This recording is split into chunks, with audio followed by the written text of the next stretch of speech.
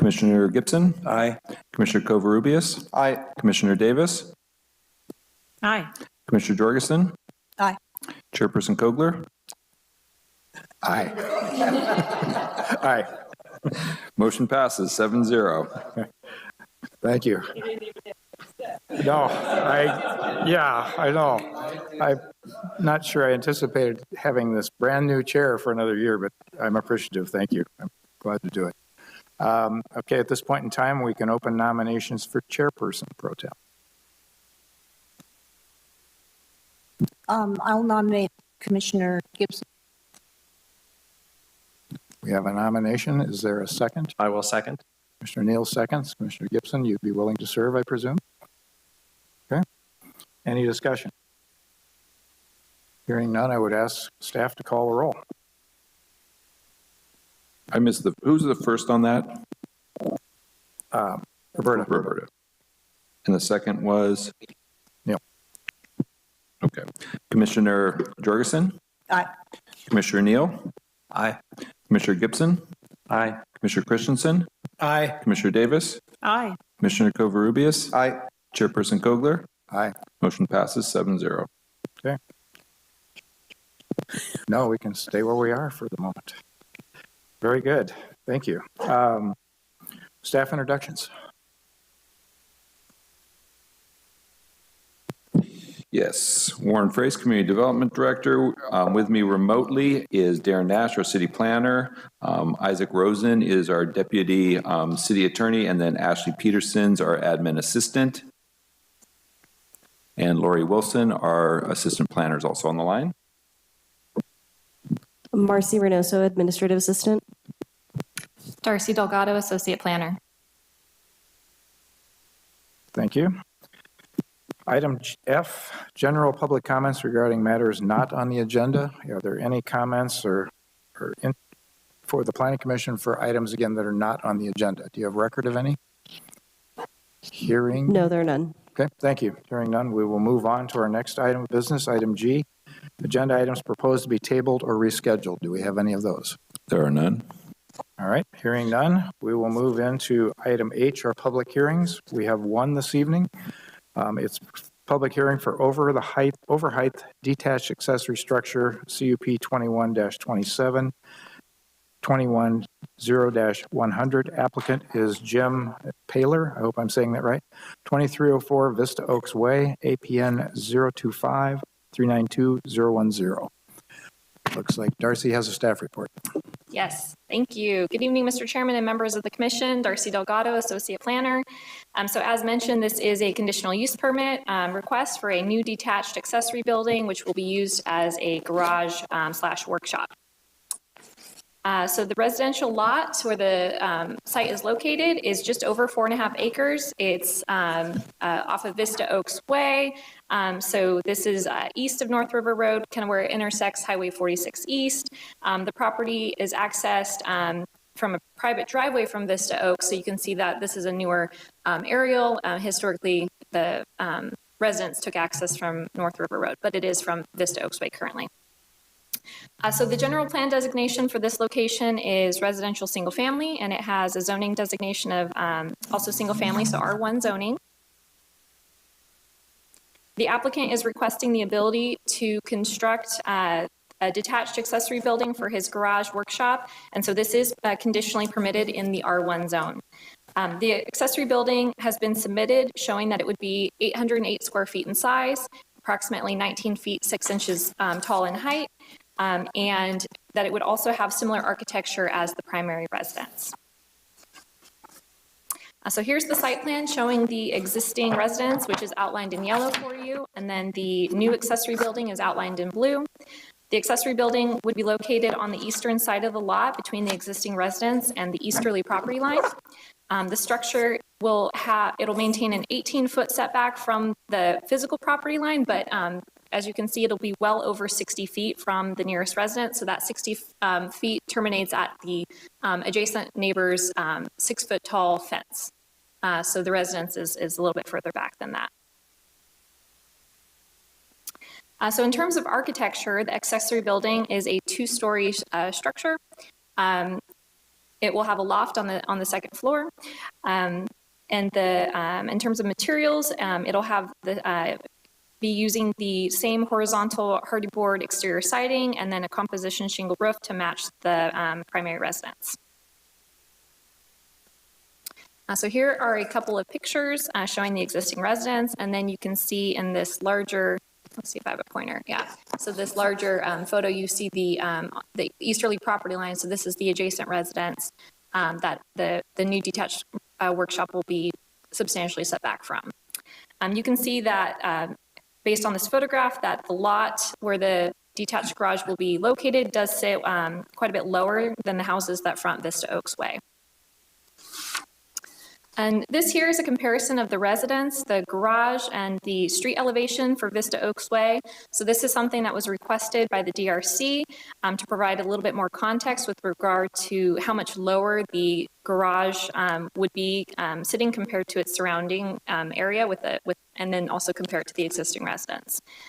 So this shows that the finished floor of the workshop is about 11 feet lower than Vista Oaks Way. And I just do want to point out something. It was brought to my attention that this elevation actually shows that the garage would be 21 feet 8 inches tall, which is not consistent with the project description that was shown on the cover sheet and as it was presented in the staff report. So this sheet did come a little bit later. Staff has determined that the project does appear to be approximately 21 feet tall after measuring this and scaling it out. So that would make it that we do have a typo that was not caught with the original submittal. So being that the garage is comparable in height to the existing residence, however, the 2-foot discrepancy does not appear to make the structure any less compatible, but it does need to be clarified as we move forward. And so the commission has several options to choose from tonight. So option 1 would be to approve draft resolution A, which would approve this conditional use permit. Also, you could refer the project back to staff for additional analysis. And option 3 would be to deny the conditional use permit based on findings. Staff's recommendation would be to take option 1 and to modify it to acknowledge that the height of the structure is 21 feet 8 inches as opposed to 19 feet 6 inches. And so we would need to make a clarification that condition approval number 1 would need to be updated to reflect that height. And with that, that concludes my report. Happy to answer any questions. Thank you. Do we know if the applicant is called in?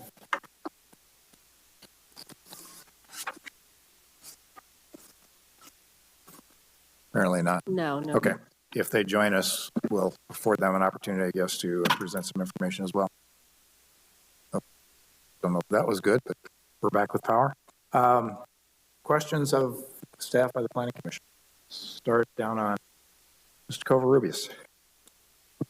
Thank you. Actually, I was on the DRC initially for this and didn't have a problem with it then.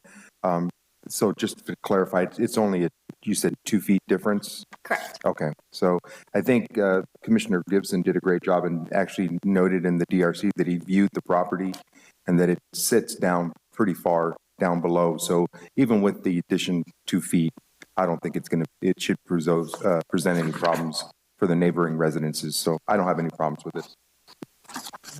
Thank you. Commissioner Davis. I don't have any questions. Okay. Mr. Jorgensen.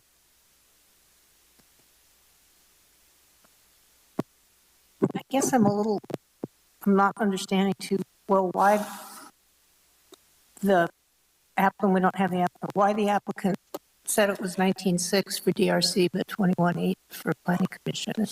I'm just concerned. I mean, it's an extremely tall building for what it is. I guess that wasn't a question, that was just a concern. Thank you. Commissioner Neal. Yeah, I was on DRC as well. I think the site building height elevation is very helpful, and I guess in the process it did bring to light that the building was not 19.6 but 21.8. No further questions or comments. Okay. Mr. Gibson. Again, yeah, I had the advantage of being on DRC, and I drove by the site before the meeting and had noted and you can see in the pictures that it sits way down. You go through this private driveway, and I had a hard time even finding the main house. It was just like invisible from the road. So I don't have any issues with this, as Commissioner Neal indicated, just mostly because of the site. I actually drove around to try to see, other than the neighbor immediately behind them that's on the street, who else actually could see this, and I just couldn't even find another house that could even probably see it. So it literally sits, as you can see by this, it sits 11 feet below, so over half of the height is below the ground level of the street. So I really have no issues with this at all. Okay. Mr. Christensen. Thank you. I just have a couple clarification questions. I too have been to the neighborhood, and I've visited and I've seen it, and I know where this is at. I don't think that'd be any issue. This is more of just a clarification question because I'm kind of confused. On the one end here, it says 21 and 10 and a half feet, 10 and a half inches. And on this end, it says 21.8. So on the left side, it says 21, 10 and a half.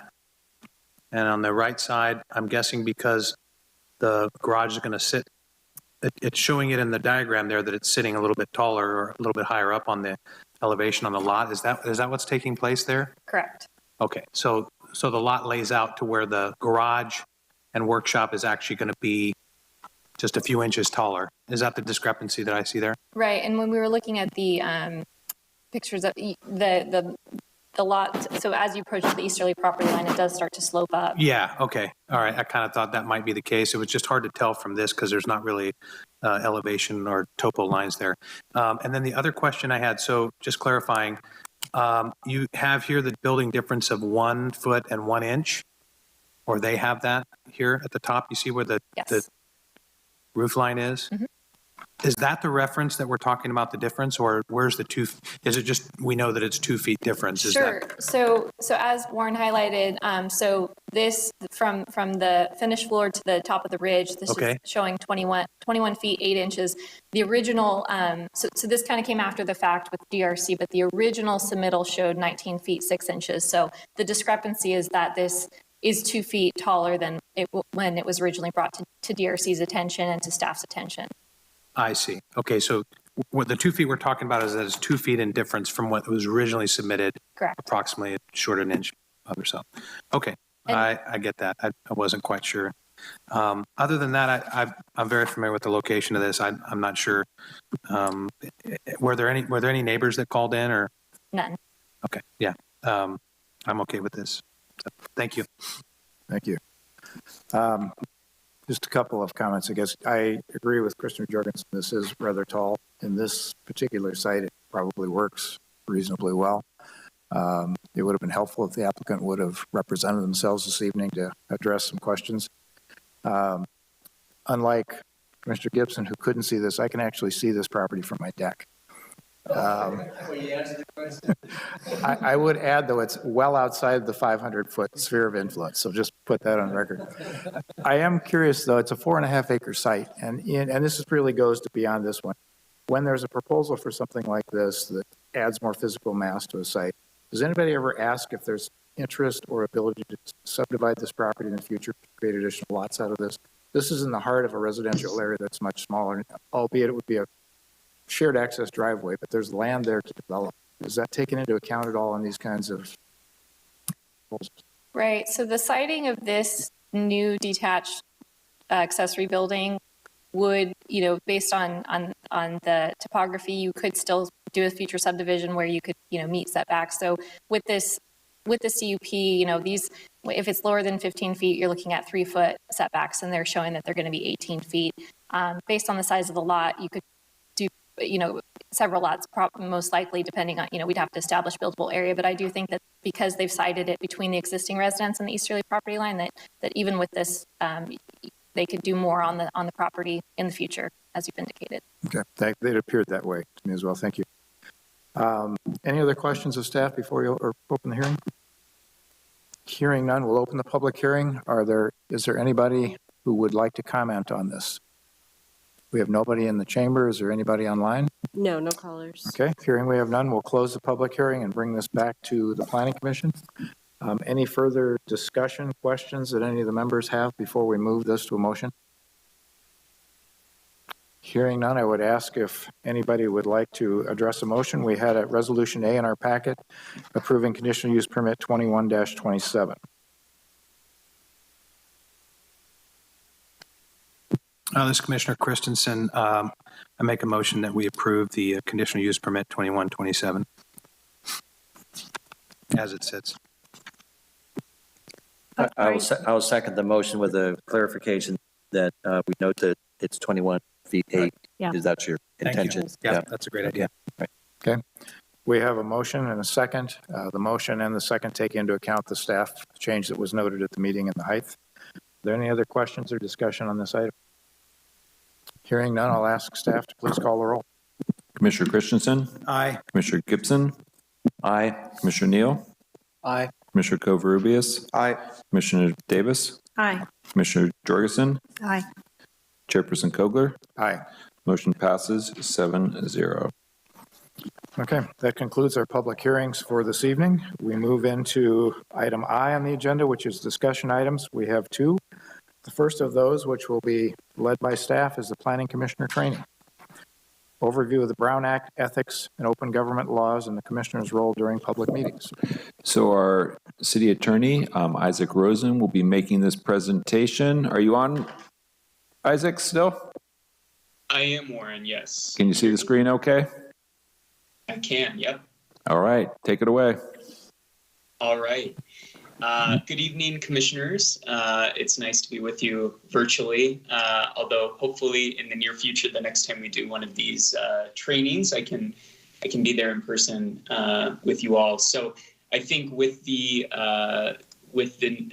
motion to elect the chair and vice chair again, it's a good opportunity to do this training, which is really just to do sort of another broad overview of some of our open government and transparency laws. And so our office prepared this sort of refresher in consultation with planning staff, and I'll go through it this evening. And like past trainings, I recognize it's quite a bit of information.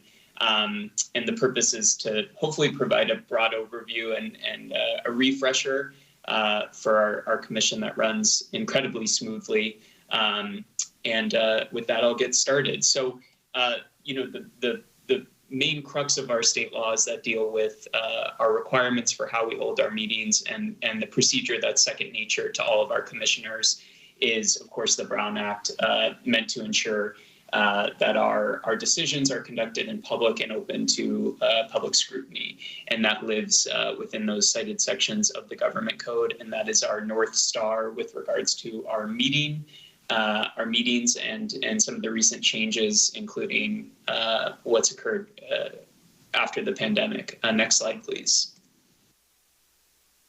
So the Brown Act applies to any local agency in the state. So that means really any political subdivision of the state, including our city and any local public agency. And specifically, it applies to legislative bodies of the local agency. So that includes what's known under state law as the governing body, which would here be our council. And then it applies to boards, commissions, and committees that are created by formal action of that governing body, like our commission. Fun fact, state law doesn't obligate cities to have a planning commission, but certainly most do, with specific discretion set forth both in locally adopted codes and then under the planning and zoning law in the government code. Next slide, please. So the applicability to legislative bodies under the Brown Act is mostly with respect to meetings that are held and are required to be held open and accessible to members of the public. So this is just some context about how a meeting is defined under state law. Importantly, for some of the items we'll talk about later on in the presentation, a meeting doesn't have to be within sort of the four corners of the room where the dais is and where the legislative body meets. Anytime a quorum or a majority of the legislative body are meeting to hear, discuss, or deliberate, that constitutes a meeting. And again, we'll get into some of the specifics of that have come up with recent advents in technology. But that's an important note for later.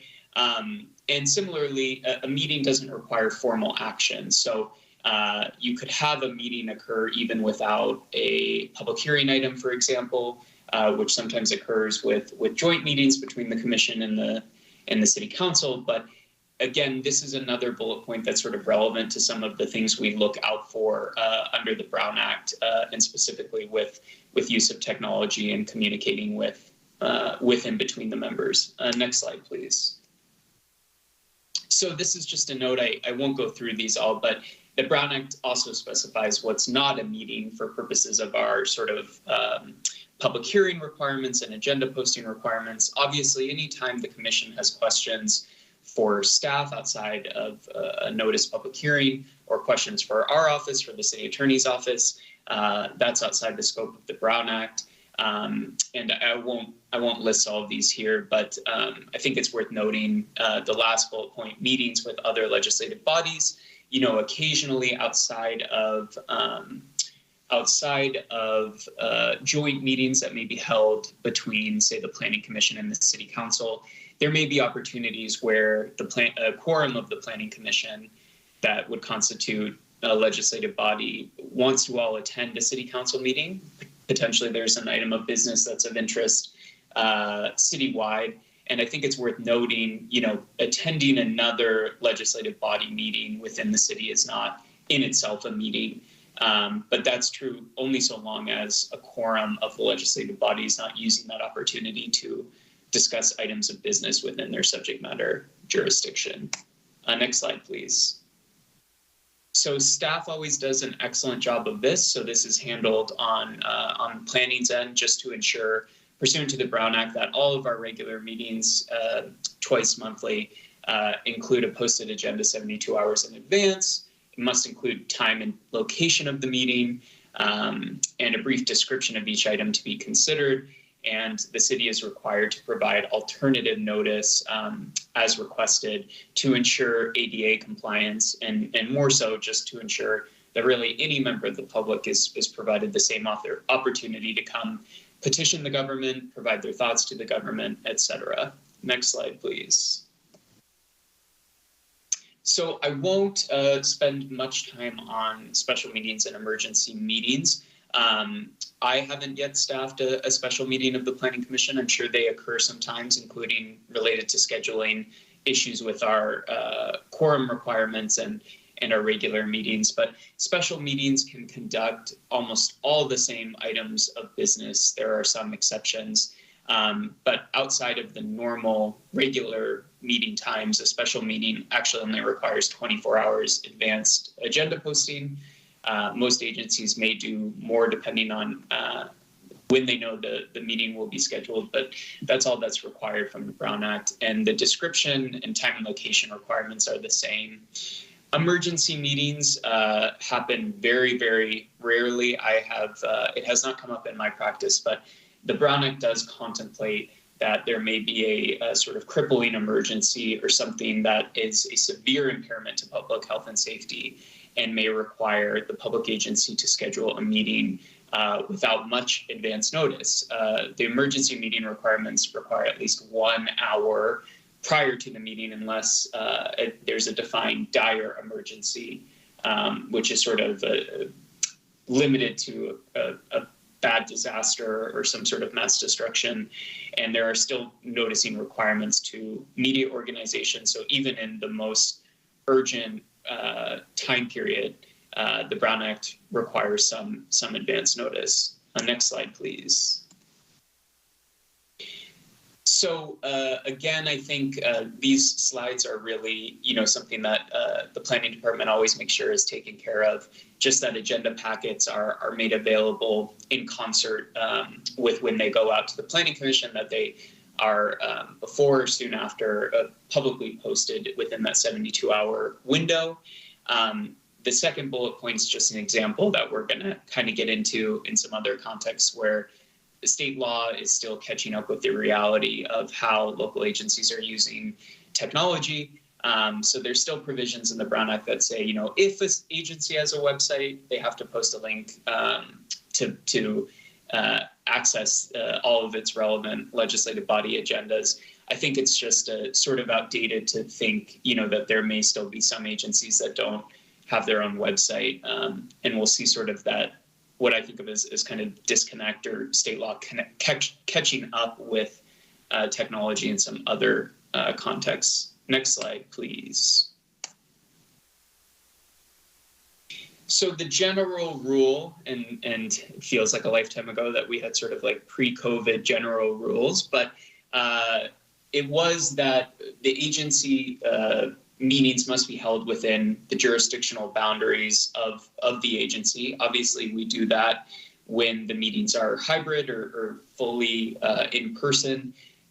Meets in City Hall, of course. But before AB 361 was adopted, which is the reason we're holding a hybrid meeting this evening, before it was adopted in response to COVID-19, there were really outdated teleconference rules in the Brown Act that some or all of you may remember. It used to be that if a commissioner was going to teleconference in, a quorum had to be within the county. And additionally, if you were going to teleconference into a meeting, you had to publicly post where you were doing so and open that up to the public. So if someone was going to teleconference in from a Cal Cities conference in Sacramento, they would need to, only a few could do that because it would be outside the county, but they would also need to essentially open up their hotel room and publicly post outside their hotel room that they were attending the meeting that way. So sort of a long overdue change that was instituted and codified in response to COVID-19, AB 361, which is limited to sort of this period while the state still has a local emergency in effect, and there are still state regulations and frequently asked questions that describe the importance of social distancing. But AB 361 sort of recognized that during the pandemic, there was the need to hold teleconference meetings that were more accessible to the public. And so listed on these slides are the findings that the City Council makes every 30 days that allows the city to continue to hold either remote or hybrid meetings based on the still in effect state of emergency in California and recommended social distance measures. And so my opinion is that's sort of an overdue change, and it resulted, of course, from the pandemic. But I think there have been benefits more generally to public participation by allowing people the options if they cannot be there in person or because of their health profile. It's not as safe for them to be in public. Next slide, please.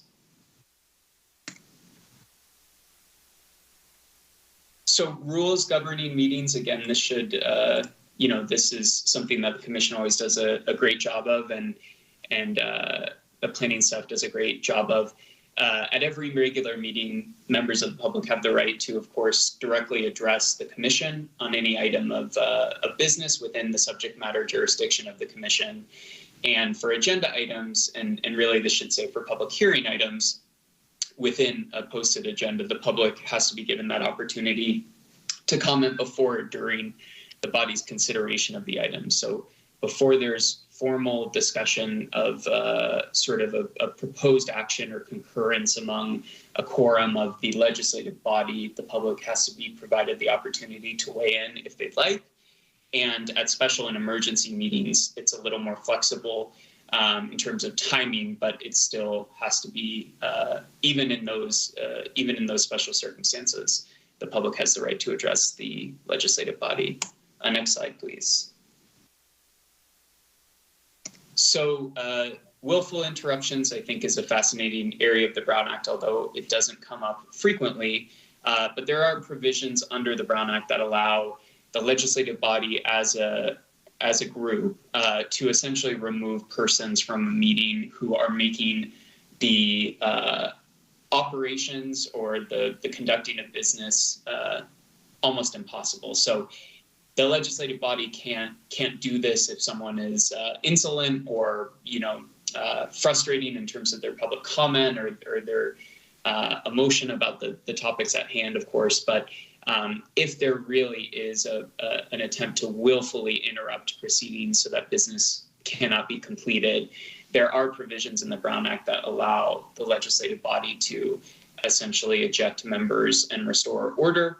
But it's quite detailed, and it's not something that comes up frequently. Next slide, please.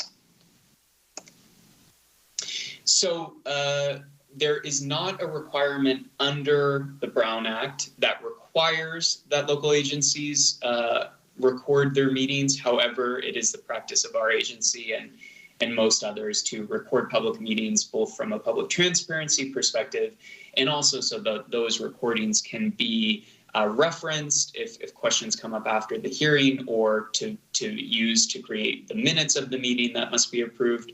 And certainly those recordings are themselves public records, which means they're disclosable under the Public Records Act, and also the agency, our city has record retention requirements to make sure we maintain those. Additionally, the public is allowed to audio or videotape a meeting unless the agency makes a finding that the recording is disrupting proceedings. Next slide, please. So this is a slide that comes directly from the Brown Act, from Government Code 54954.2. Really, the discussions that are permitted outside of the properly noticed posted agenda items for any meeting are limited to really just what's listed on this slide. So of course, if there's public comment that more broadly deals with the subject matter jurisdiction of the legislative body of the commission, commissioners are allowed, and staff certainly allowed, to provide brief responses to those questions. And as you can see at the bottom bullet point, the commission can certainly ask in response to either those public comment or even just something that's more broadly coming to mind for that commissioner, that staff report back at a future meeting where the item can be agendized.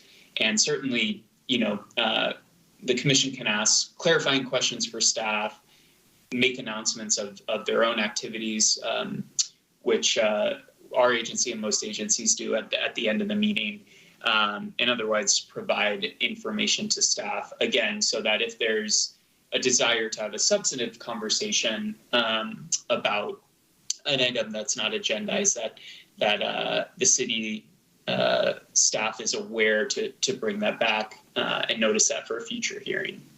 Next slide, please.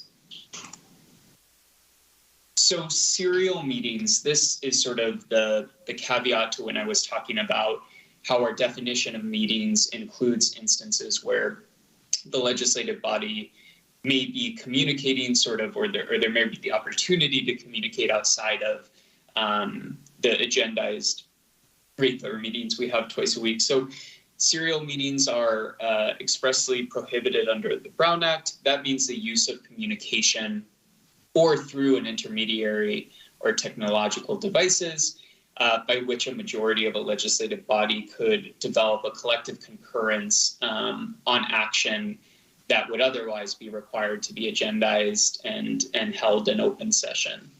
Next slide, please. So the ways a serial meeting can happen, I think really what I would focus on, or what comes up in my practice, is serial meetings could occur through some of those first couple bullet points if for some reason a quorum of the Planning Commission met at some time and ended up discussing an item of business that was outside of our publicly noticed public comment allowed hearings. But I think what comes up much more frequently in our sort of technological age is some of the lower bullet points on this thread. So, for instance, email. We always suggest, certainly that with emails that go out to the commission, that it's clear that there shouldn't be sort of back and forth on the thread, because if a quorum of the legislative body are communicating via an email thread, then that could pose an issue to an item of business that was going to be subsequently discussed at a agenda's public meeting. I think what we'll also talk about a little bit is social networking sites, because this is a relatively new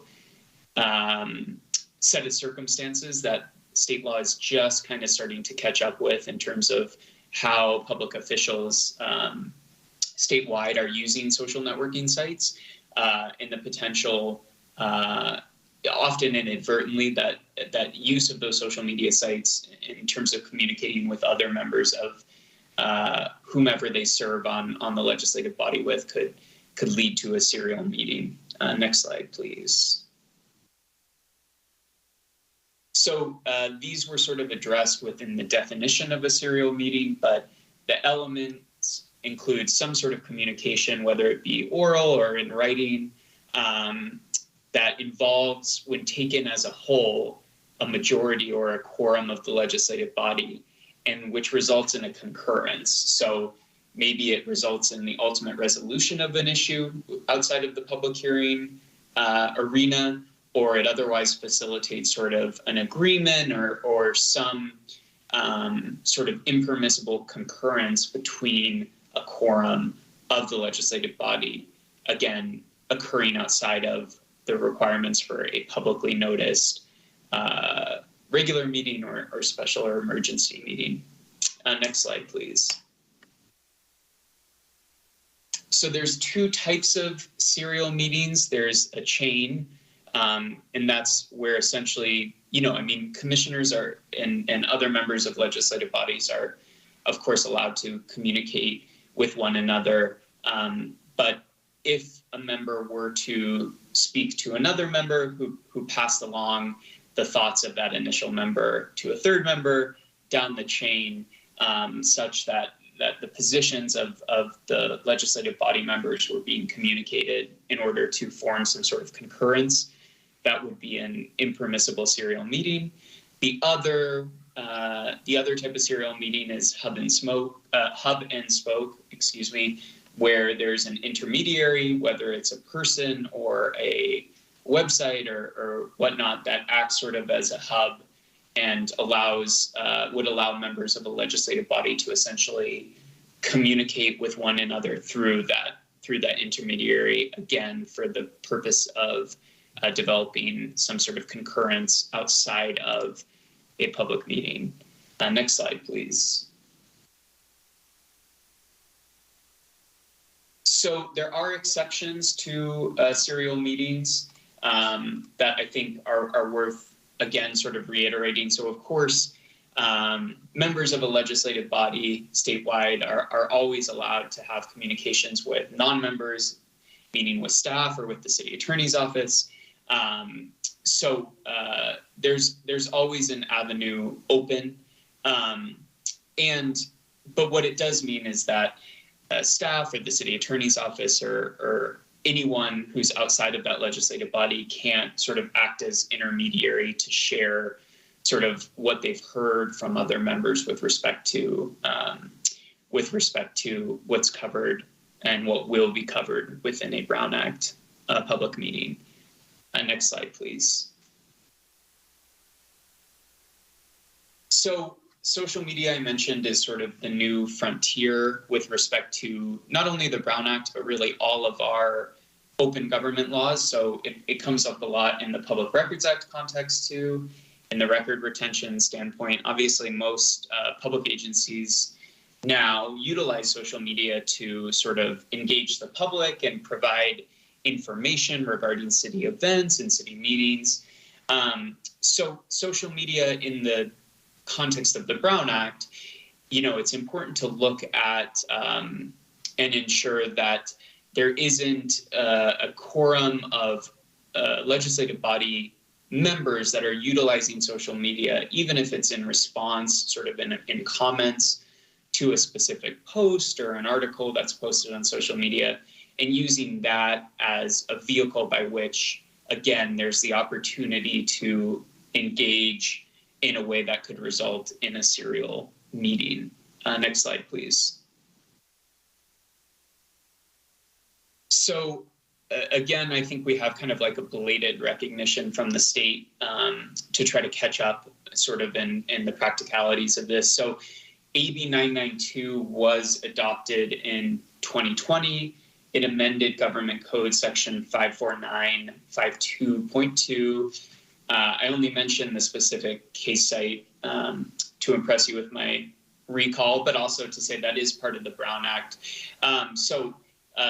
AB 992 did amend sort of our open meeting requirements to specifically expressly allow by state law for public officials to utilize social media to discuss agency business. However, they put some limits on that, again, specific to the Brown Act, to say, legislative body members, whether they be council members or board members, can answer questions from the public, they can provide information to the public, or they can solicit information from the public via social media sites. Next slide, please. But that said, part of what AB 992 contemplates is that when that's occurring pursuant to the Brown Act, that it must be an instance where the platform is open and public, so it's free to all members of the public in being able to participate via that social media network. And it requires, if you're going to utilize social media under the Brown Act, that you don't restrict or otherwise block members of the public from being able to provide that information, for which state law is kind of catching up with the realities of how officials statewide are using social media. And it does say also, for purposes of the Brown Act and to avoid a serial meeting issue, to not respond directly to other members' posts on a social media site. Next slide, please.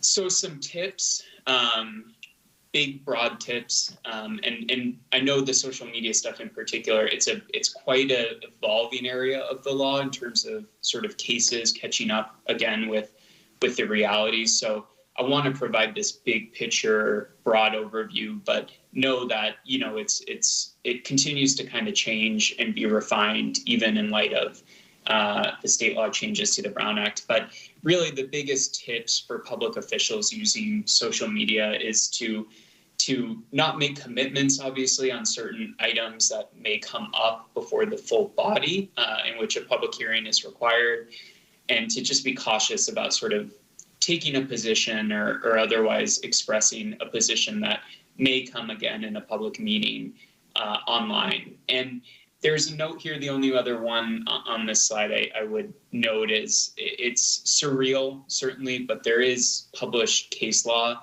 that describes liking or sharing a post as First Amendment activity, which means it's subject, to restrictions on government speech. It means even as simple as a liked post is a form of sort of expressive conduct that needs to be sort of considered more generally when it comes to our open meeting laws. Next slide, please. So a note on discussions with applicants. Generally, public hearing requirements do trigger procedural due process requirements, or not requirements, trigger procedural due process rights for the person who's submitting an application for a public hearing. And so really that just means that everyone, the public following along, the applicant, the full legislative body should have the same information. And so because decision makers can make decisions based on the evidence before them, it is appropriate and prudent, if there's been a conversation with an applicant who's going to come before the full body during a notice public hearing, that there's some sort of disclosure to ensure that everyone has the same information and that the decisions are based on the evidence presented during the hearing. Next slide, please. So this is our last piece of this. I know this is a heavy presentation full of information. So I'm going to focus on the big picture notes on our conflict of interest laws. There are two main authorities codified by the state relevant to decisions regarding potential recusals or limitations on a local government's ability to enter into contracts. So the Political Reform Act regards potential financial interests that may require recusal by public officials throughout the state.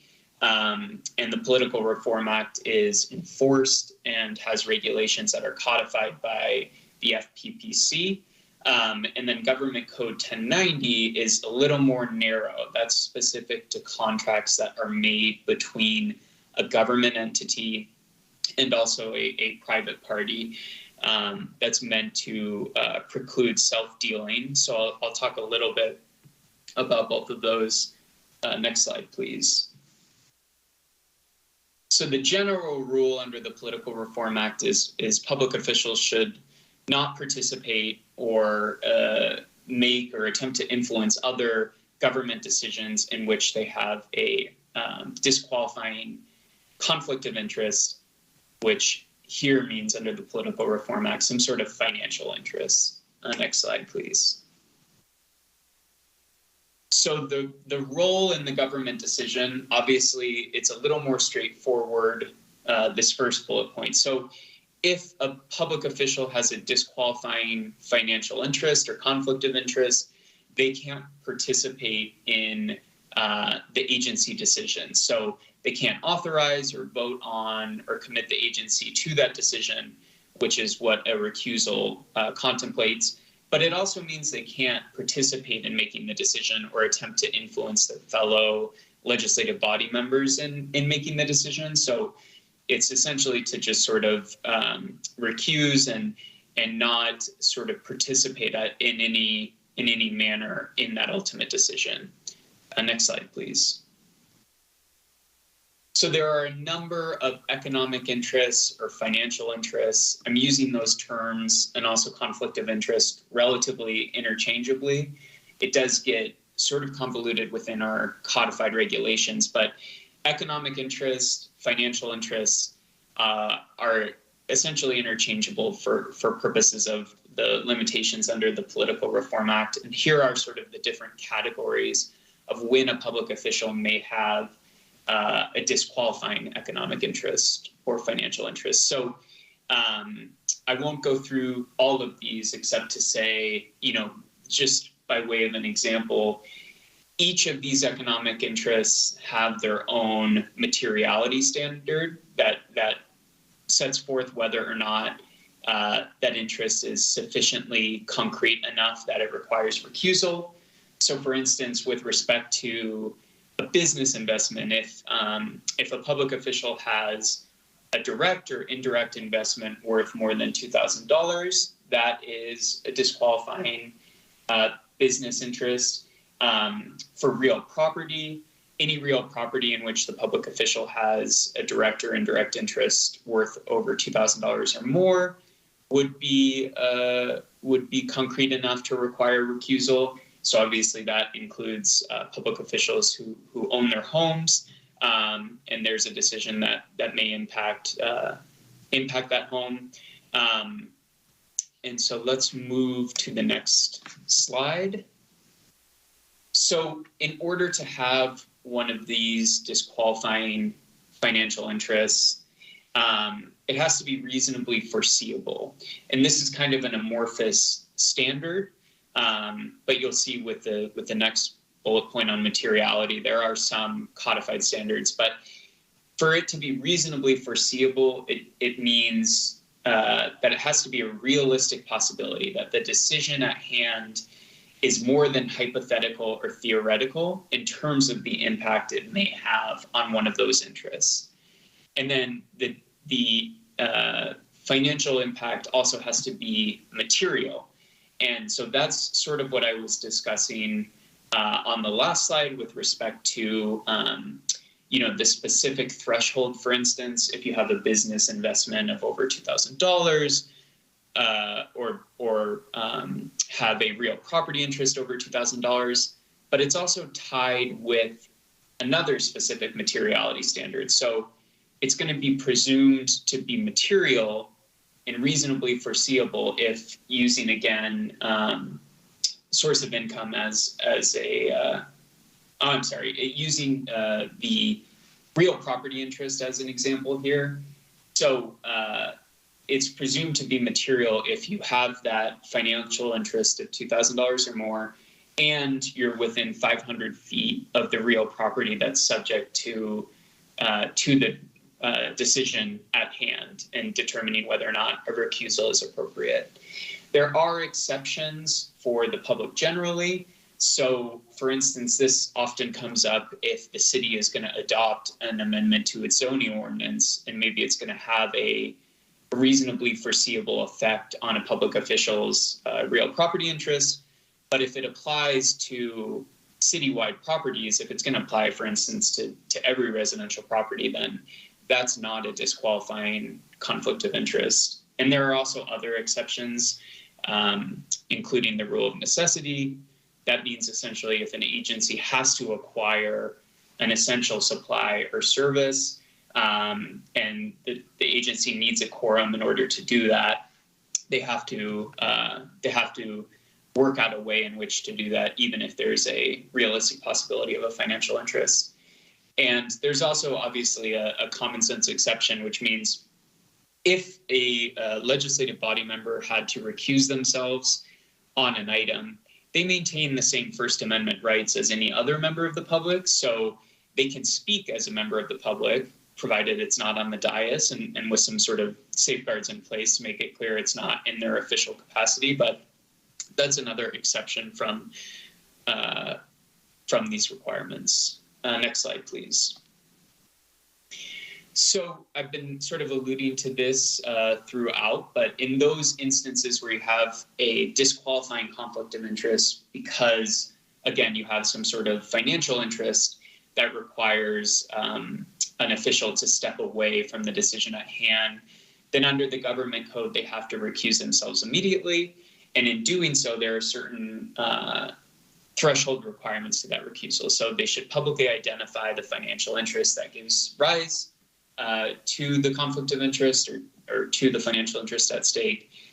They have to recuse themselves from discussing or voting on the matter, and they have to, quote unquote, leave the room. Of course, with hybrid meetings or otherwise compliant AB 361 meetings, a recusal looks a little differently. It may look as simple as muting the official's channel up until when the agenda item is complete. Next slide, please. So Government Code 1090, this comes up more frequently at the governing body level. So with the City Council, who may have ultimate authority to enter into a contract, say in response to a request for proposal or otherwise on behalf of the whole agency with a private party. And 1090 is meant to preclude instances of self-dealing by saying that if a public official has a direct or indirect financial interest in a contract, not only can that contract not move forward, but if it were to move forward, then the contract is void and penalties apply. So an example of this would be if a council member, say, owns a construction company and they're awarded a contract to remodel City Hall, and then that council member recuses herself from participating or voting to approve the contract still can't move forward because it's her company that stands to financially benefit directly from that relationship. So it's a more severe set of circumstances than the Political Reform Act, which contemplates recusal. Next slide, please. So this is just a description of sort of how the term making or make the contract, that includes broadly sort of negotiations or other planning or give and take that goes into the decision itself. Next slide, please. And so I provided an example we sometimes use to illustrate 1090 conflicts, and that was a example with a direct financial interest. The council member in that hypothetical owned a construction company, and the contract being considered by the city council was between that company and the council. But there's also indirect 1090 issues. For instance, if it was the council member's spouse's business or something similar. So if there's sort of an immediate family connection to, that could also trip up 1090.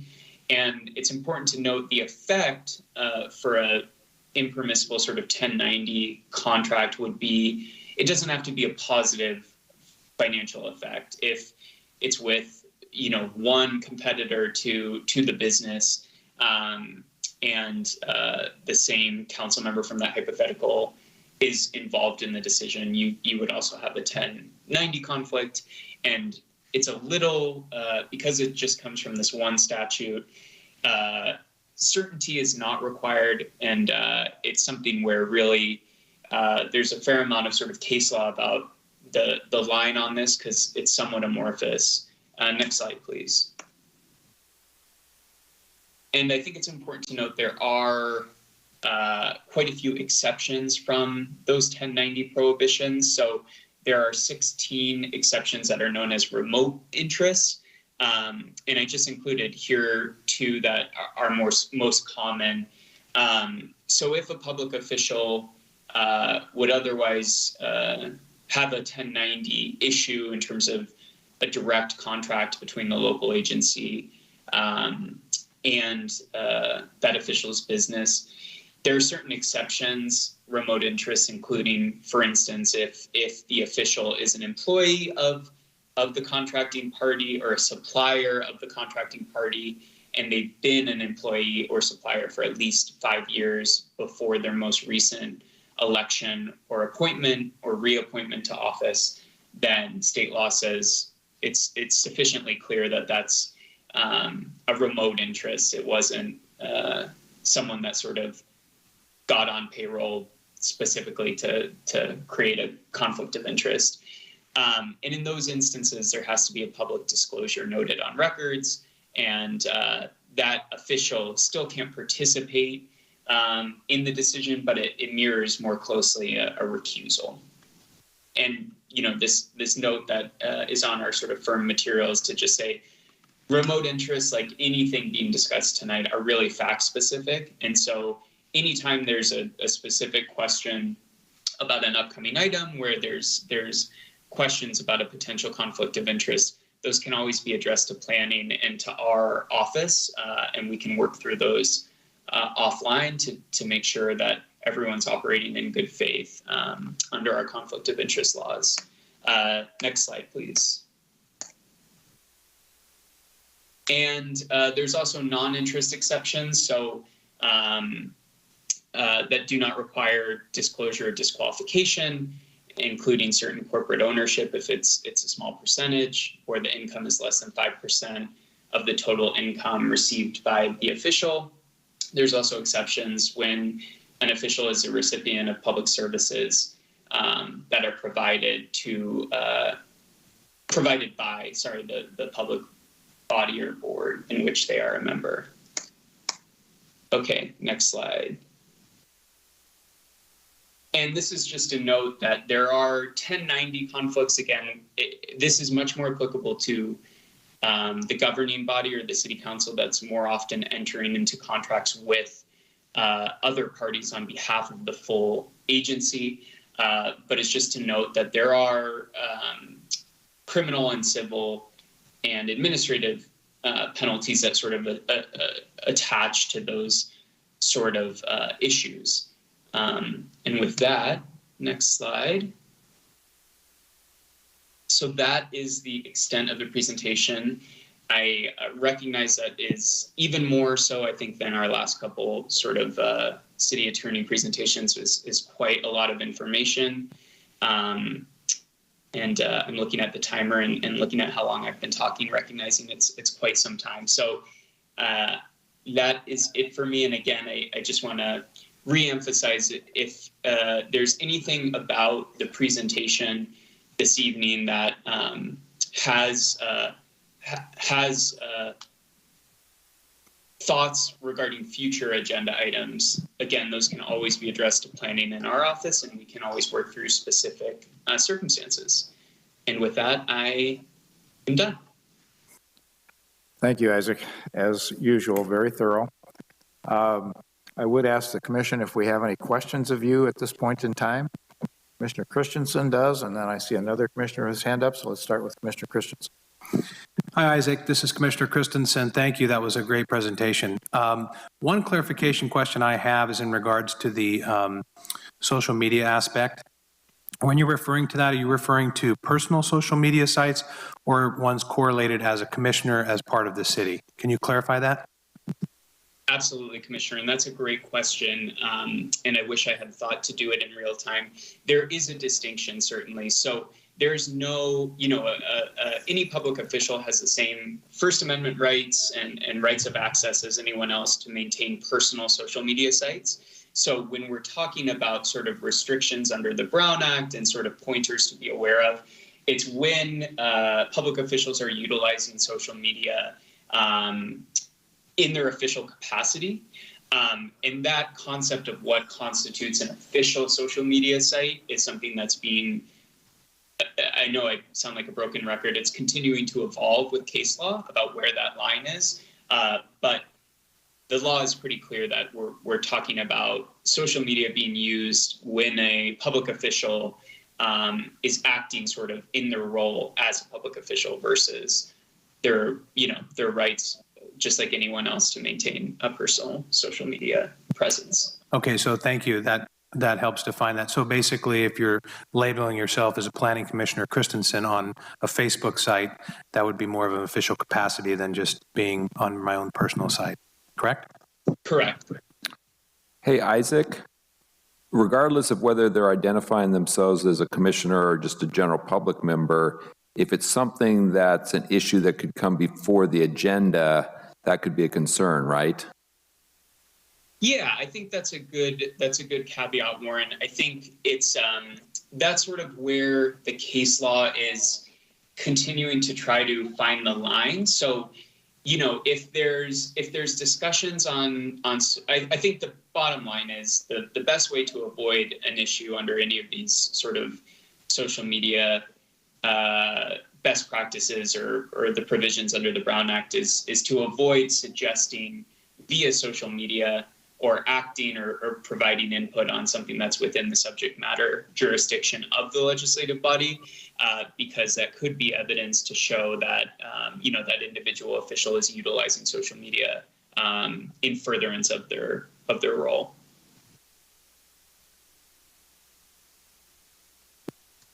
If I may, just picking up on that and that point that Commissioner Christensen made, one more question I would have. Is there a point, Isaac, where a social media post by, we'll say, planning commission member crosses the line from a personal comment to a more official comment simply by maybe they're engaging in a conversation about an issue that's maybe happening in the city as a whole, and somebody says, well, Joe, you happen to be a member of the planning commission, how do you feel about that? And somebody replies. Is there a way in which you really can become using that as an official capacity even though it's your personal expression? I would say in that hypothetical, that's probably not in itself sufficient to sort of carry it over to utilizing social media in an official capacity. But of course, all of this is going to be fact specific. So, and really that would, the difficulty is if it appears to members of the public that that an official is utilizing social media in furtherance of their role. So it's hard. I don't want to give an answer that's too complete because I think you're looking at sort of a totality of the circumstances, but obviously members that are elected or appointed to serve their local agency are remain members and residents of that local agency. So it's not always a clear line. But in the case law I've reviewed, it's often something that's based on, when it's risen to the level of a case or claim, it's based on sort of multiple factors. Okay, thank you. Mr. Covarrubias, I believe, has a question for you. I do. Isaac, I've got two questions, but first one I'm going to piggyback a little bit what we're talking about on social media. Are there situations, I would assume yes, that a commissioner can be guilty by association? In other words, a spouse, significant other, somehow on their social media outlet, somehow tie in their significant other. I'll use myself as an example. I'm a planning commissioner. My wife, we're not big Facebook people, but if she were to post something acknowledging myself as a commissioner and somebody started asking commissioner type questions and she's addressing them, I assume that would be cause for concern as well, right? I think it's fair to say something like that would be cause of concern, even if it wasn't enough I would, we're talking sort of best practices now. And so I think, the best practice would be for officials to avoid circumstances like that, even if, that sort of in itself, to my knowledge, hasn't been sort of in sort of our published case law on it. But I would say, obviously it's good to always be mindful, as we saw from some of the other conflict of interest provisions. There are financial interests that certainly can involve a public official's spouse. So that using that same sort of reasoning, I think, a best practice, of course, would be to try to encourage our partners and spouses to avoid sort of representing any sort of behavior on the part of the official. But I think with the hypotheticals on social media, I think it's of course of interest to the commission, and I think more generally, and I think we could always provide more updates on sort of this status or what's going on sort of in the emerging area of the law. But there aren't a ton of clear answers, again, because as is prone to happen, I think courts and the state legislature are just starting to sort of grapple with some of these issues. Okay, thank you for that. One more question, just clarity with regards to the conflict of interest. Hopefully, we aren't going to have very many hybrid meetings going forward, but if we do, is it best practice to completely, if there's a conflict and somebody is recusing themselves, should they completely disconnect themselves from the conversation, or is just muting them so that you can't make comments or anything like that sufficient? Just clarity on that, please. Absolutely. So I think muting is sufficient. Of course, if there's a practice we employ more specific, that also works. But I think the distinction on that is even if a public official in an in-person meeting had to recuse, they would physically leave the dais, but they would still retain their rights to listen to the hearing as a public hearing, the same as any other member of the public. And so for that reason, I think it's sufficient for an official in a hybrid meeting or in a remote meeting to mute themselves because they would have the same right of access as following along on the live feed as other members of the public. Got it. Thank you, Isaac. Commissioner Gibson has a question. Thank you, Isaac. And actually, you just partially answered my question. Just from a process or procedural perspective, Commissioner Covarrubias had asked about in a hybrid meeting, but my question was specifically on your response to somebody recusing themselves, because I've seen it more or less seem like it was almost required that people left the room, but that was and has not been my understanding that actually is required. And then you indicated again, what I was going to point out is that they have the right as a personal individual to speak, particularly if it affected them as a member of the public. So can you just confirm or clarify if a member, particularly of this group, needed to recuse themselves, are they then required to physically leave the room, or what would be the best practice? They just step down and go sit among the public, or what would you recommend? Yeah, I think on that, there's a couple, sometimes there will be specific policies and procedures outside of state law in terms of how an agency requires requires that official to recuse. But I think you're correct. I mean, the statute does say, in quotes, leave the room until the matter is concluded. But at the same time, I think, there is the right to attend as a member of the public. I think where that language probably comes from is so that there's no attempt to influence the decision makers outside of the ability and First Amendment rights that recused official has to speak on the issue as a member of the general public. And there is a carve out. So the language does say leave the room, but then there's a specific carve out by statute that says notwithstanding that requirement, the public official can speak on the issue during the time the general public speaks on the issue. So it's written a little convoluted, but I think the bottom line is, in a remote meeting or an in-person meeting, the official who recuses doesn't lose the same right as any other member of the public. So Isaac, in terms of past practices for the city, what we've done where this condition existed was that official left the room and then they were invited back in for public comment. They made their 3-minute comment and then they left the room again. So that's how we've done it historically. And Warren, that sounds like a great practice because, and I'm not surprised that the city has an existing practice that's sort of excellent, because I think what that does is it addresses sort of both ends of the requirement, which is one, that the person who's disqualified isn't utilizing their presence in order to sway the rest of the legislative body while maintaining that right to speak on public comment. So I'm not surprised at all to hear we have a good existing process in place for that. Okay, thank you for the clarification. Thank you, Warren, as well. Any further questions by the commission? Otherwise, Isaac, thank you very much. And I assume we'll have access to the presentation materials tonight for review. Yeah, we'll send that Definitely. out to everyone. All right, thank you again. Thanks, Isaac. Okay, we have more discussion. We are now up for the Comprehensive Zoning Code Update Study Session. I assume that's why Darcy is here. That's why I'm still here. Still here, correct. All right. And then we have a PowerPoint to queue up.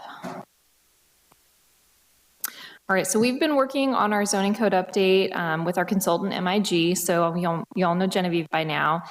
So we're totally redoing our zoning code, and this is a brief high-level overview of where we're at with the process so far.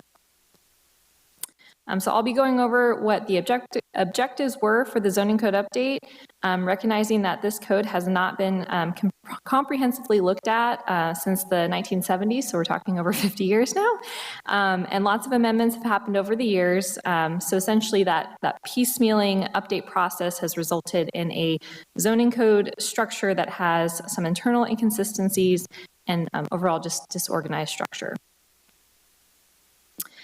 So one of the key objectives that we've established is to reorganize the code and to simplify the language. We want to be brief, to the point, but also provide clarity to the user.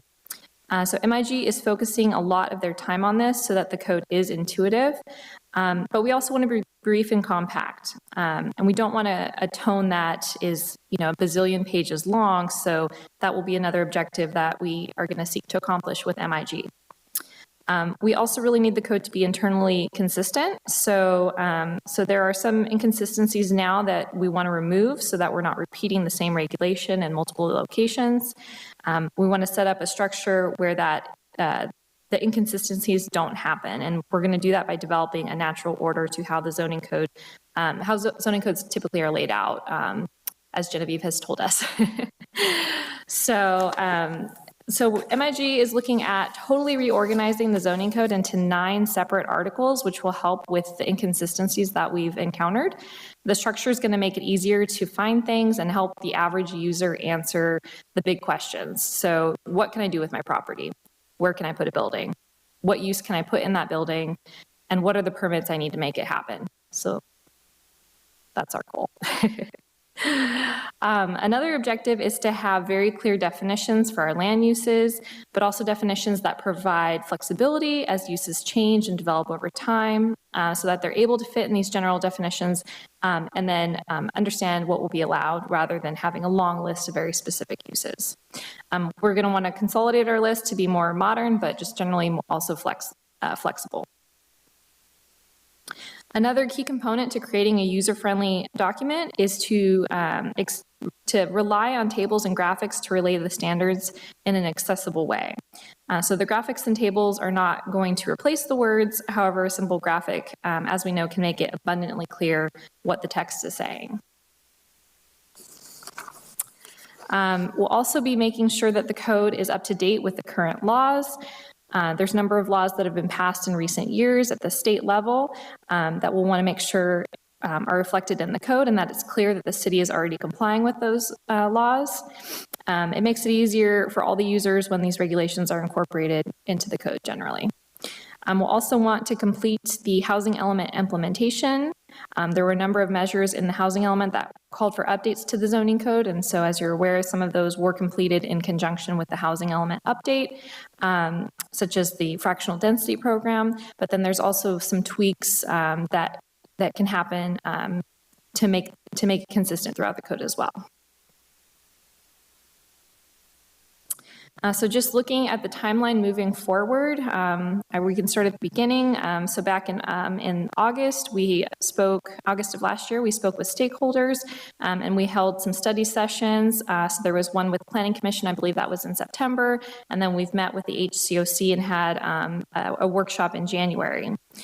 So MIG has been cobbling all the pieces of this code together and reorganizing it and editing it so that we can create these draft zoning code articles. And so really the next step is to come back to Planning Commission with those draft articles. And so we'll do that 2022, and then as we move into fall, we'll look at doing more of a formal study session with the Planning Commission and the City Council before, of course, then moving on to the adoption schedule, which is winter of 2023. And that's everything I have. If you have any questions, both myself and Warren would be happy to answer. Questions? Anybody? Yes, Commissioner Davis. Darcy, just tell me a little bit about the consultant MIG. Okay, yeah. So Genevieve is our point person with MIG. She is the same person who helped us with our housing element. So she has been really, it's been great having a continuous consultant to move forward with. So she knows, she had already taken a look at our zoning code, and so she had some background, definitely gave her a leg up when it came to time to picking a consultant. So, moving forward with just the zoning code, it is, there's a lot of it is very separate from what she did on the housing element, but there is going to be some overlap because we identified, these implementation programs that need to happen as we adopted our housing element. So she has an advantage in that area that she can help us move forward with that. And she's been, running our HCOC meetings for the last couple years and getting a lot of good feedback. And so we're just really happy to be working with her again. Yes, Commissioner Neal. If I can just echo that, I've had the pleasure, sometimes not so pleasurable experience of working with a lot of consultants. And I think MIG and Genevieve is probably in my top 3 consultants I've ever worked with. So she is amazing. So. High praise indeed, and worthy. Any other comments, questions? I have one question. Who were the stakeholders? I think you guys had talked about that before, but could you just clarify that? Sure. So what we did, so we knew we needed to get stakeholder input, but we didn't have infinite resources. So I think we had about 8 time slots. So we had a list of design professionals, architects, engineers, draftsmen. Warren, do you remember? We had quite a list. And so we basically invited, 20, 25. And so a certain number responded back and we were able to nestle them into those 8 time slots. And then we followed up with a general survey for everyone that they could complete and answer the same questions that were provided to the very specific stakeholder interviews. So it was open to everybody in the end. So we had 8 formal interviews and handful of surveys that were completed. I would add also, we had some public attendance at HCOC meetings from time to time as well. So there were people kind of participating in that regard. And just to follow up, so you can see that the public input and coordination process, I mean, it's throughout the whole thing. And so, you know, that is something to remind folks every time we have these updates, and that anytime the commission or the members of the public want to provide input on something, we will plug it into our sessions that we're having with MIG. I think that's a good point, is right now we're still kind of doing cleanup and organization. We haven't really locked in any code changes or amendments yet. That will be coming fairly soon, though. So if there are issues that the commission, you know, identifies when you're going through a code or in a meeting that you think should be reviewed or potentially might need to be changed, you know, this is really the sweet spot right now. So we're still trying to build the list of what the changes are. So this is a good time to get those comments in. So, you know, we're taking comments from the commission, the council, the public, anybody that's got an idea or a concern. This is a good time to get them on the list for review.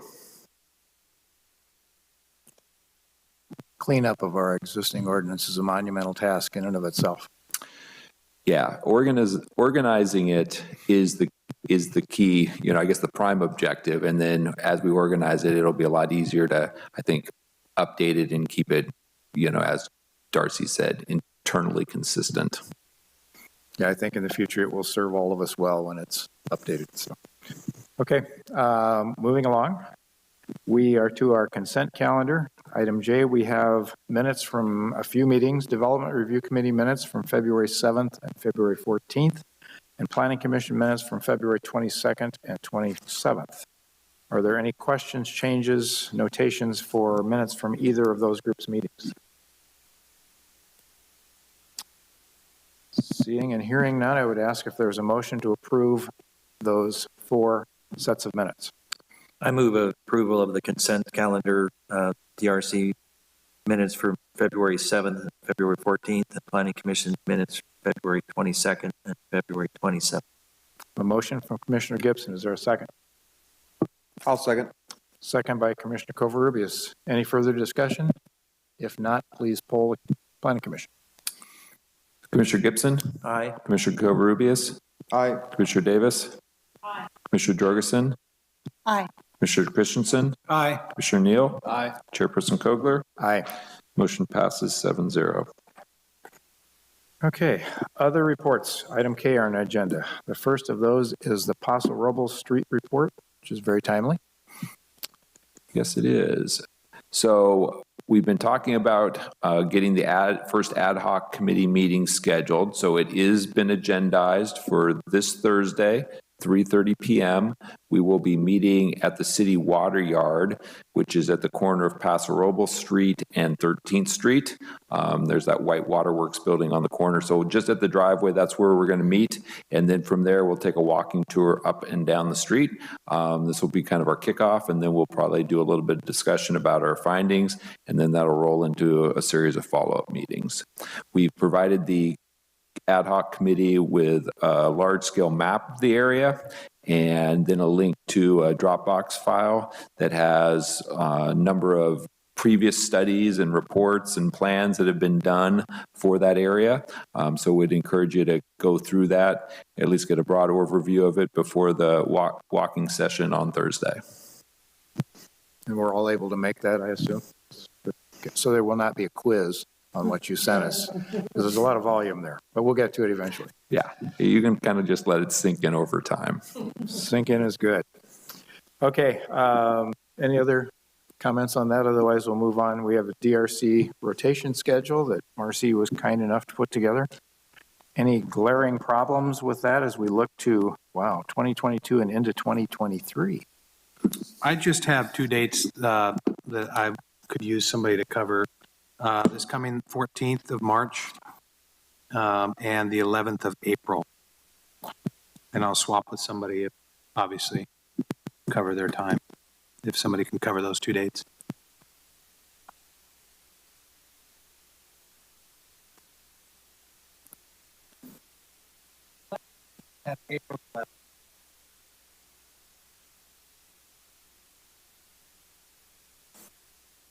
I would normally.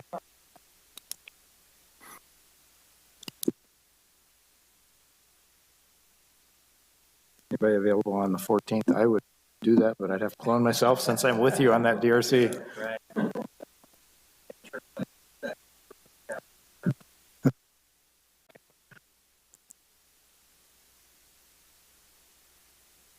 See some more fingers on phones, so we'll give it just a moment to see if anybody commit.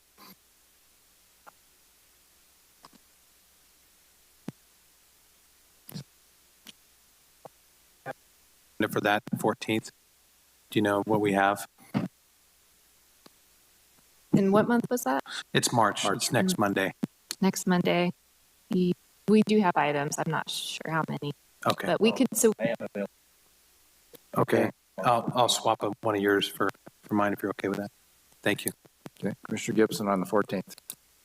And these will occur, I'm sure, as we go forward into the year, and when that happens, we'll just adjust and cover for one another. Okay, we're good on that one. Planning Commissioner comments. Let's start on Mr. Neal's end. None. Oh, one. Just one. I appreciate the work you did last year for as chair, and I look forward to another year, Chairperson Kogler. So thank you for accepting. Commissioner Gibson. Two questions of staff, and I'm not really expecting an answer today, but just curious. We had talked about having a presentation by the Parking Advisory Committee or somebody about long-term parking, which is, as a reminder, I'm still interested in being educated on that. And secondly, I haven't heard anything really about the landing project, so perhaps you could set some sort of an update or maybe a time frame.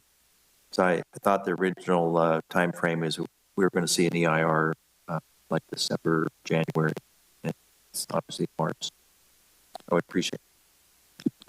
So let me give you a quick update on those. So we do have the downtown parking report as an item for commission briefing. We're still the parking commission's had some issues lately. So I think that is going to be timely. The council's got some questions about parking as well. So I think as the council discussions evolve, we'll bring the planning commission in on that. The landing project is in the EIR process. So we were originally hoping to issue that the end of 2021. The environmental issues, especially the traffic issues, are a little bit more complex than, well, we actually kind of anticipated they would be. Yeah. So we're still fine tuning the technical reports, and mainly it's getting the traffic coordinated with Caltrans. We're hoping to have that ready to issue in the next couple months for public review. And then that would put the public hearings out a couple months after that. So it's probably sometime summerish that it'll be ready for public hearing is my guess. Yeah. Mr. Christensen. I have no comments. Thank you. Commissioner Covarrubias. No comments. Thank you. Commissioner Davis. No comments, Warren. Last time I mentioned about the Pacific Street, and I haven't lodged a complaint with the police department because I haven't been disturbed in my neighborhood, but I did want someone to follow through with the safety issues. I think it has concluded. It was about a 2-week-long gathering. I don't know. Did you go by and were they convening? No. Yeah. I guess, it just kind of begs the question, can we have large gatherings in a residential zone? And that's just kind of the question. It's like, I think it was a special event. Is that possible? Do we have any regulations on that? That's kind of where I'm left. So if it was a commercial event, then no. If it's strictly a family event, and it sounds like this may have been a family event, although unusual in scope, typically that kind of falls under the definition of accessory use of residential. It sounds like this one may have been kind of pushing the boundaries of that, but I think on its face, it was an allowable event, but at the same time, they can't block the public way. Right. So I think if it continues to go on, I know Lori's been kind of I know trying to Lori watch has for been in that. communication with me, and it's delicate because it might have been a religious event too. And so I just have the question, what can we do in a residential So if it zone? I continues mean, there were being- hundreds of people there and in the streets, so. Yeah. If it continues to be an issue, let Lori know, and if you see a safety issue, definitely just contact the That's police where I department. was coming from primarily as a commissioner, was safety. Yeah. Thank you. Commissioner Jorgens. No comments? Just a couple quick things. One, thank you for the opportunity to sit in this chair for another year. That will be the end of my interest in doing that. I'm not going to challenge. If any of you know Doug Barth, I think he probably sat in this chair for who knows how many years. But I do not want to emulate him in any way, shape, or form, or couldn't, perhaps.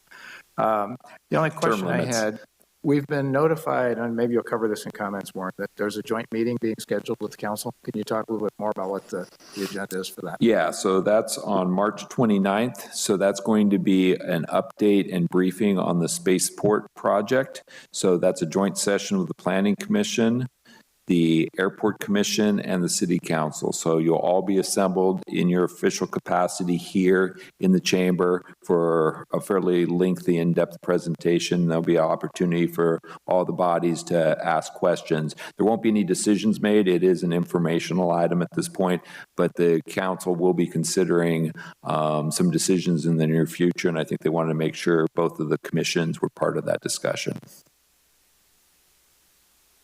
Very good. Other. It's the 29th. 29. Yes, 6:30. Do you have other staff comments, or is? Yes. Okay. So coming up on your agendas, your general plan annual report's going to be coming up. There was an appeal filed on the sidewalk tikis for the new restaurant that we expect to be on your next agenda. The City Council has appointed an ad hoc committee to consider additional outdoor dining opportunities, including parklets in the downtown on a more permanent basis. So the ad hoc committee will be holding a kind of downtown workshop to get input from downtown business owners, stakeholders. That will be on March 22nd. So we will let the commission know about that. The commission can attend and make comments individually. Because it's a council ad hoc, we don't have an ability to put any commissioners officially on there, but we do know that the commission's interested in it. We would encourage you to participate in that ad hoc process, especially that meeting that's coming up on the 22nd. And just a clarification on the design review committee. We are intending to keep that as a virtual meeting. It seems like it's actually worked better virtually than it did in person. We did hold it in person just because that was the request of an applicant, and I think that kind of will be our procedure, is to hold it virtually unless there's some sort of reason or request to convene in person. So that's currently our plan moving forward with DRC for this year. Anything else, Darcy? Marcy? All right, that's it. What is the time of the ad hoc meeting on the 22nd and the location? I believe it's 3:30, and I think it's going to be here in the chamber. We'll make sure you're copied on that. I think we're getting notices out here in the next day or two. Okay, very good. Thank you.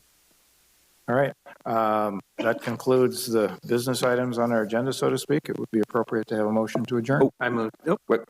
Oh, we need to get a picture because we didn't have the full commission at the reorg meeting. So if we could get everybody together for a picture, then we can adjourn. How about we move to adjourn, and once the picture taken, we leave? I think that's fine. It sounds like Commissioner Neal has offered a motion to adjourn. Is there a second? Second, Commissioner Davis. All in favor? Aye. Run for the doors. So